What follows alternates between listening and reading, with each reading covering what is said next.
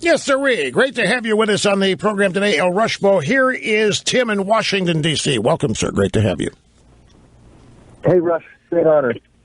Thank you very much. Hey, so I've been, I'm very politically vocal. And when I used to debate or, engage with a liberal, I would always point out how their point of views were very similar to socialism.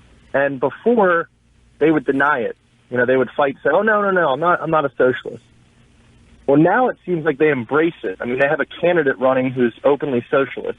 And I'm just talking a period of, 15 years. So I guess my question to you is, have things really changed that much in that short of a time period? Yes. And if they have, where is it going? On their side, yeah.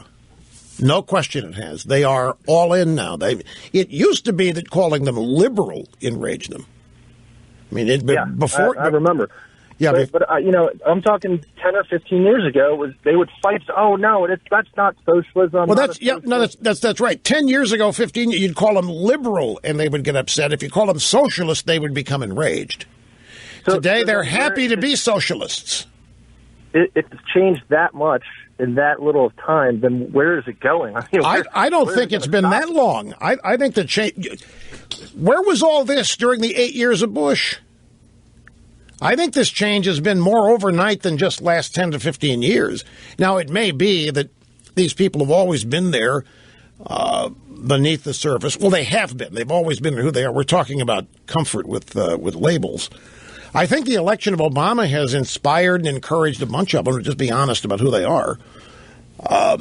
Not, interestingly, elected Democrats will never permit you to call them socialists. But the rank and file, the transformation is remarkable, as you point out. They believe that it is a positive moniker because of what they think people believe it means. And I think it ties into how successfully they have co-opted the public education system for years and years and years. Now, I don't think these people are anywhere near a majority of the country. That's the great irony here. They are not a majority of the country. I'm convinced of that.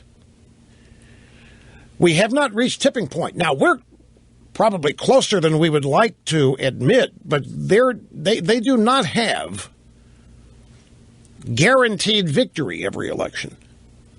It's not reached the point where we're outnumbered. That's why I have such a visceral reaction to Republicans who think and who say that they can't win anymore with just Republican votes. Well, that may be, I don't know. But the answer to that is not to go out and change who you are to attract people who you're talking about, who are avowed socialists. And we're not going to get Hispanics who predominantly vote Democrat just because we may be open to amnesty. It just doesn't work that way. The problems that we have with those people run far deeper than just where they perceive us to be on one issue or two issues. But I think all of that's part of the political battle. Those people are not to be joined, they're to be defeated. That's why there's such anger in the Republican base whenever any Republican talks about the ability to work with these people. We don't want to work with them. They don't want to work with us. There's no cooperation. That's always a one-way street. We're talking politics here. We want to defeat them. And the Republican base is fed up that doesn't seem to be part of the Republican agenda, is defeating the opposition. Seems to be trying to mollify it or appease it or get along with it. And that's why you have outsiders who are leading the Republican presidential primary race right now. Trump and Ben Carson. Now, where is it going? What happens if the Democrats lose the presidency? Let's say, take your pick. I think they would react. They're going to react violently if a Republican wins the White House. It isn't going to be pretty. And how they, behave after that, who knows? I can't predict that. That's one of the